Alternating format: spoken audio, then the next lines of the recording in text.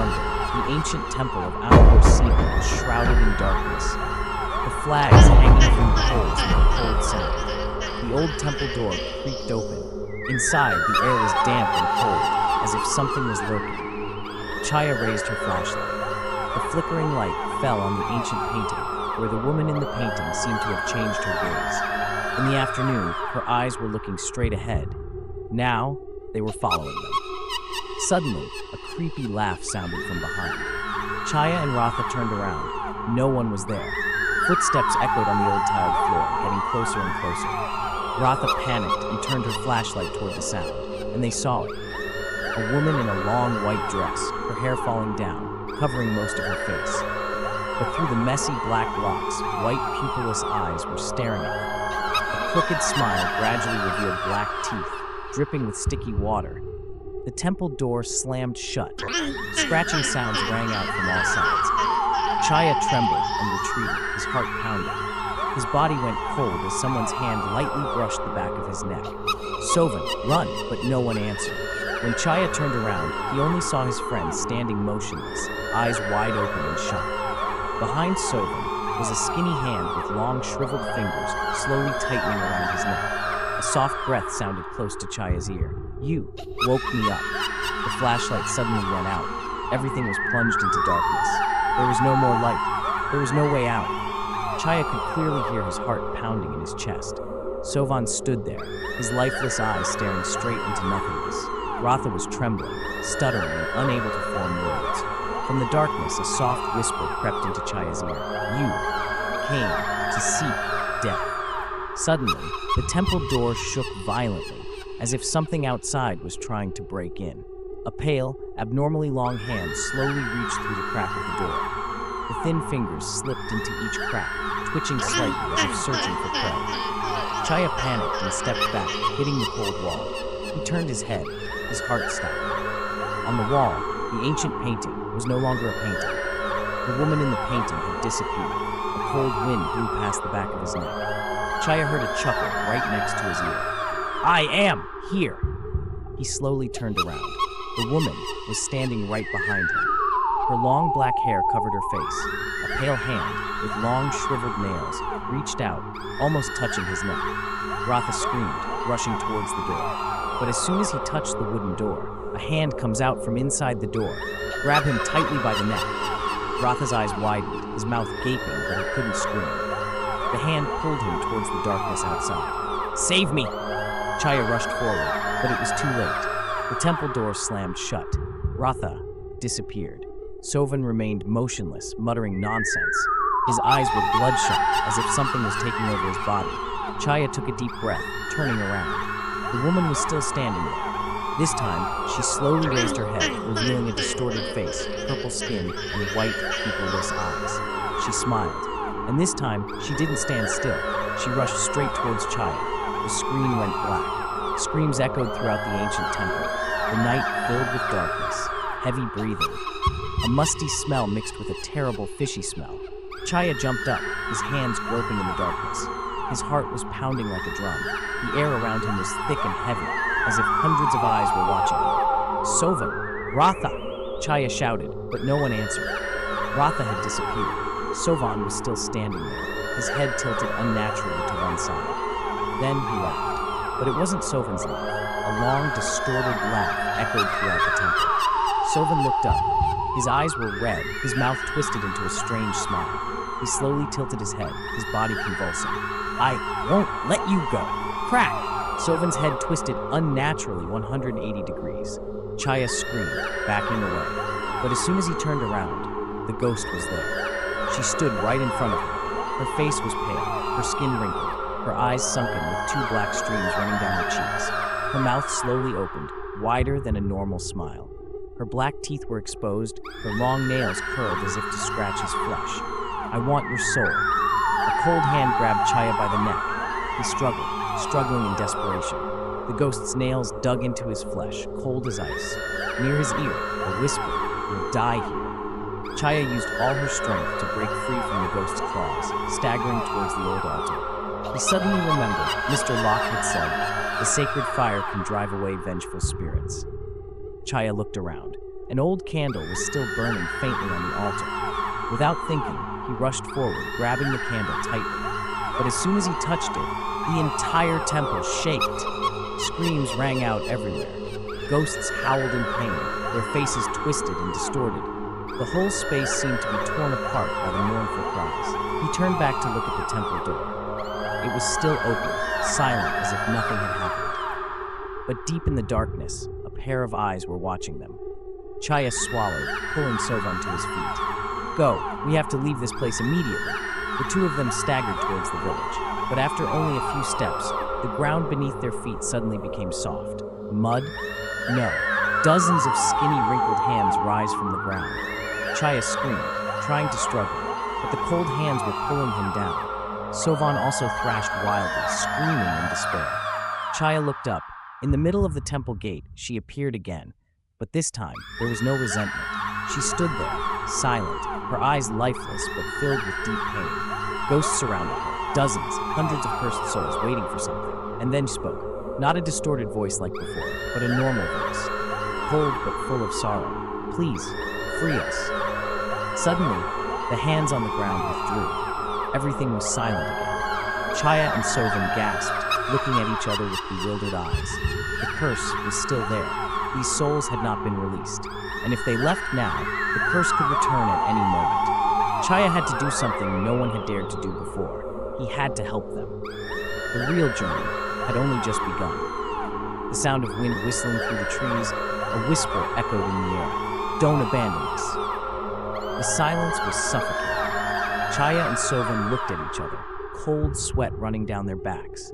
The spirits still stood there, their empty eyes following them. The woman in the painting took a step forward, her white dress fluttering in the invisible wind. She was no longer as fierce as before, but still mysterious. She raised her face, staring at him. Back, where it all began. Then she pointed behind him. Chaya turned around. In front of him was no longer the familiar forest, but a wild field. In the distance, an old stone building stood tall amidst the overgrown weeds. The walls were blackened by time, the moss-covered tiled roof almost collapsed, an abandoned monastery. Chaya felt something was very wrong. He had never heard anyone in the village mention this place. Sovan shook his head, trembling. "No, that place has been forbidden for a long time." Chaya turned to her. "Forbidden? What do you mean?" Sovan swallowed, his voice breaking. "They say that place used to be an ancient Khmer monastery, but one night all the monks disappeared without a trace. Since then, no one dared to come near." "So does anyone know what really happened?" Chaya asked. Sovan fell silent. A cold wind blew by. Behind them, the ghostly voice rang out again. "Seek the truth. Underground." Underground? Chaya felt his gut twist. A vague fear was creeping into his mind, but there was no turning back. They had to go to the monastery, a night of horror in the abandoned monastery. The two approached the ancient building in the twilight. The surrounding space was eerily quiet.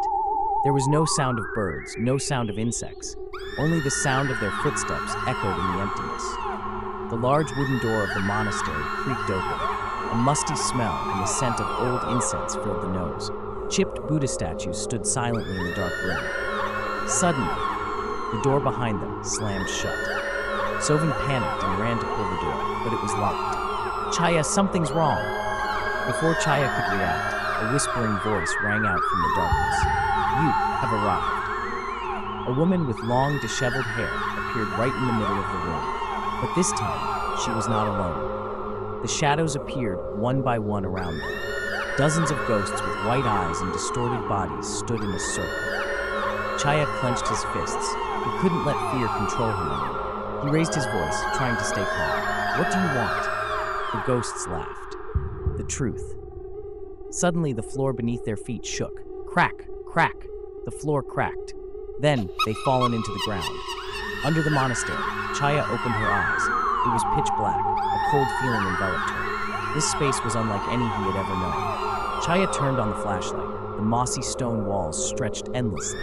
The ceiling was low and damp, with water droplets dripping down from time to time. Sovan lay motionless beside him. He shook him. "Sovan, wake up!" Sovan slowly opened his eyes, his face panicked. "Where are we?" Chaya swung the flashlight around, and then he saw them. Hundreds of human skeletons, piled up, a deep pit filled with bones. Sovan screamed, stepping back. Chaya was stunned. This curse has been around for hundreds of years. A terrible secret is being buried. Footsteps echoed in the tunnel. A figure was approaching. Not a ghost. A human. An old man wearing a black cloak, his face full of scars, his eyes sunken. He stared at them. Then he said hoarsely, "You shouldn't dig deeper into this." The screen darkened. A whisper echoed in the tunnel. "You have awakened it." The air was thick, heavy as if hundreds of souls were trapped in this space. Chaya and Sovan stared at the strange man. His eyes were deep, full of mysteries that no one could understand. "Who are you?" Chaya asked, but immediately felt his throat dry. The man did not answer immediately. He bent down to pick up a piece of human bone, turning it over and over in his hand as if pondering something. "They died of greed." "Who?" Sovan swallowed. The man looked up, his eyes dark. "The monks of this monastery." A cold wind blew through the tunnel, carrying with it the smell of dampness and blood. Chaya felt his heart tighten. "What do you mean?" The man stepped closer, his voice hoarse. "Hundreds of years ago, this place was more than just a monastery. It was also the place where something very dangerous was kept." Sovan trembled. "What?" "An ancient entity, a monster that did not belong to this world." Chaya felt his breath stop. He looked around. Hundreds of skeletons were scattered everywhere. The man continued. "The monks made a mistake. They thought they could control that entity, but then their greed made them perform a forbidden ritual. They wanted to use it to gain eternal power. And then what happened?" The man smiled faintly, but deadly. "They failed, and the monster devoured them all." A sound echoed from deep within the tunnel. The ground shook. From afar, something was awakening. The man clenched his fists, his voice urgent. "It's still alive and you woke it up." Sovan stammered. "No, it can't be." Boom. Boom, boom. Pieces of rock and dirt fell from the ceiling. The air was filled with the smell of decay and the breath of something inhuman. Chaya grabbed Sovan's hand. "Run." They rushed through the dark tunnels, breathing heavily. Behind them, a horrible sound echoed. The sound of breaking bones, a terrible growl, and the sound of heavy footsteps chasing them. The monster was awake. The thing that lies in the dark. Chaya glanced back, and he saw it. A twisted shape, its flesh as gray as if it had rotted for centuries. Its eyes had no pupils, just hollow sockets that glowed an unearthly blue. Its arms were unnaturally long, its fingers like sharp claws sliding across the walls. It did not walk. It slithered forward like a giant snake, its black mouth stretched unnaturally wide. Chaya and Sovan ran to a small room, hastily closing the rotten wooden door. But outside, the monster was whispering. A distorted, terrifying voice crept into their minds. "You will not escape." Sovan covered his ears, his eyes wide with panic. Chaya tried to stay calm, looking around the room. Then he saw it. Chaya looked closer. This was the place where the monks had performed the ritual hundreds of years ago. And right in the middle of the circle, the box contained something, or someone. Chaya looked at the mysterious man. He nodded slowly. "Open it, if you want to know the truth. But remember, the truth may destroy you." To open or not to open? Chaya clenched his fists. Outside, the monster was still screaming, its blue eyes flashing in the darkness. It felt like the whole world was holding its breath, waiting for his decision.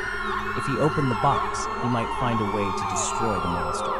His heart pounded. He reached out, then slowly opened the box. Clang! Red light burst out, drowning everything. Then a voice echoed from within. "You have made a mistake." Chaya's scream echoed in the tunnel. A bright red light poured out from the box, drowning everything in blood. Chaya couldn't move. Sovan collapsed, eyes wide with horror. The mysterious man stood still, as if he had known this would happen. From within the box, a figure slowly emerged. Not an object, but a spirit. A faint figure hovered in the red light, its body seemingly made of smoke. It was a man wearing an old monk's robe, his face full of cracks like a broken statue. His eyes were pitch black, without whites. "Finally, someone has come." Chaya took a step back, his voice trembling. "Who are you?" The ghost raised his head. "I was the abbot of this monastery." Sovan swallowed. "So, you were the one who sealed the monster?" The ghost's face distorted. He shook his head. "No, I was the one who released it." The air seemed to quiet down. Chaya held his breath, waiting for the story to continue. The ghost raised his hand. Around them, blurry images appeared like a dream. More than 300 years ago, this monastery was once a sacred place where ancient Khmer monks practiced and protected spiritual secrets. But one day, they discovered a strange object buried underground, a giant black stone engraved with characters that did not belong to human language. What was that stone? No one knew. But from the moment it appeared, strange things began to happen. Nightmares, whispers in the night, monks gradually disappearing without a trace. Finally, the abbot at that time, the ghost before them, made a fatal mistake. He performed an ancient ritual to unlock the power of the stone. But what he awakened was not power, but a monster. The monster did not belong to this world. It had no fixed form, but was constantly changing. Sometimes a shadow, sometimes a creature with dozens of arms stretching everywhere. It did not kill people. It devoured their souls. One by one, the monks disappeared. But their bodies remained. Not dead, not alive, just empty shells, no longer with souls inside. The abbot panicked, trying to find a way to seal the monster. But it was too late. He could only trap it underground. And to make sure it couldn't escape, the darkness spread like a tidal wave. The arms stretched out, reaching the stone wall. Boom! It slammed into the door. The stone shattered. A crimson crack appeared, the light inside flickering like a dying flame. Chaya took a deep breath. We have to do something before it breaks through the door. Sovan flipped through the ancient book they had found earlier, his eyes skimming the ancient Khmer script. There is a sealing ritual, but it requires blood. Chaya didn't think. He raised his knife and cut a deep line across his palm. Blood flowed down the crack in the door. The whole space shook. From within the crack, a crimson light shot out, engulfing Chaya's body. He felt a terrible pain pierce his heart. A voice rang out in Chaya's head. It wasn't the monster's voice. It was his own voice. You think you can kill me? No, you are a part of me. Chaya opened his eyes. Memories of the past flooded back. He saw himself, not himself anymore. He saw someone else, a young monk standing before a giant black stone, a twisted smile, a ritual gone wrong. And Chaya realized it was he who released the monster. The final sacrifice. Chaya staggered back, his heart pounding. Sovan panicked. Chaya, what's wrong with you? Outside, the monster had broken through the door. It was very close. Chaya felt his breathing slowing. He knew what he had to do. If he was the link between this world and the monster, then there was only one way to end it all. He had to break himself. He had to sacrifice himself. Sovan realized that. He shouted, "Don't do it, Chaya!" But it was too late. Chaya closed his eyes. He charged at the monster, the knife in his hand digging into his heart. A terrifying light exploded. The monster roared. The world shook. The darkness was torn apart. The long, twisted hands curled as if burned. Then, all fell silent. Sovan fell to his knees, gasping for breath. Chaya was gone. Only a mark remained on the ground, an ancient Khmer symbol. Sovan placed his hand on it, trembling, his heart clenched, because at that moment, a voice whispered in his ear. The night was still there. The ancient temple had partially collapsed, but there was no one inside. Chaya had died. But Sovan didn't believe it, because he could still hear Chaya's voice, whispering in his ear. Who is here? Sovan stood up, his hands still shaking. He looked around. There was nothing but darkness, but there was something that sent a chill down his spine. On the cliff, it was his shadow. But the strange thing was, his shadow was moving. Even though he was still standing still, Sovan, Chaya's voice, he turned around. There was no one. There was only darkness and the cold wind. But then he saw it. Right on the ground where Chaya had died, a strange mark appeared. It was no longer an ancient Khmer character. It was a gate to the other world. Sovan took a deep breath. He could leave this place, consider everything over. But what if Chaya still existed somewhere? What if his soul had not completely disappeared? Sovan bent down, placing his hand on the mark. Immediately, the ground beneath him collapsed. He fell into an endless space, as cold as a grave. And before him, it was Chaya. He stood there, motionless. His clothes were torn, his eyes were pitch black without whites. Not a sound, only a crooked smile on his lips. Sovan took a step forward. Chaya, is that you? Chaya tilted his head, his voice distorted as if coming from a faraway place. Sovan, you're here. Do you know, what's here? Sovan shook his head. He felt something was wrong. Chaya raised his hand. From behind him, black shadows began to appear. No eyes, no mouths, just figures whose souls had been taken away. People who had entered here and never returned. Sovan clenched his fists, but Chaya only laughed. Sovan, do you think I am still me? I have become a part of it, and soon you will be too, because once you enter this place, no one can come back. The end of a soul, Sovan backed away. The shadows began to close in, surrounding him from all sides. He could run, but where to run when this was no longer the world of men? Chaya stepped forward, her eyes empty. Sovan, stay here. With me, Sovan felt the darkness eating away at him. His body became heavy, every muscle felt as if it was being suffocated by an invisible force. Chaya stood before him, still smiling, but it was no longer the Chaya he knew. It was a puppet of darkness. The shadows around him whispered, "Stay, accept your fate, you belong here." A chill ran down Sovan's spine. No, he can't end here. He looked around, trying to find a way out, and then he saw it. In the distance, a very faint light, the gate back to the real world. But to get there, he had to get past Chaya and the other entities. Run or die. Sovan clenched his fists. He charged straight toward the light. Chaya, get out of the way! But Chaya didn't budge. Sovan, you can't leave here, because this place is your home. He raised his hand, preparing to push Chaya away. But the moment he touched it, his arm passed straight through Chaya's body, as if he was just an illusion. But no, this was not an illusion. This was a trap. Curse of darkness. The darkness from Chaya's body erupted, engulfing Sovan. He felt his entire soul being sucked into an endless void. The gate ahead became increasingly dimmer. He was going to be swallowed. Sovan stared at the mark on his hand. The Khmer characters glowed faintly, like a lingering curse. Outside, the sun had risen, but he did not feel safe, because that voice still echoed in his head. I will return. The scary silence. Sovan left the temple, feeling that something was watching him. The villagers looked at him strangely. An old woman approached, her voice trembling. You went into that temple? Sovan nodded. The old woman took a step back, frightened. No way. No one has ever returned from here. Sovan felt a chill run down his spine.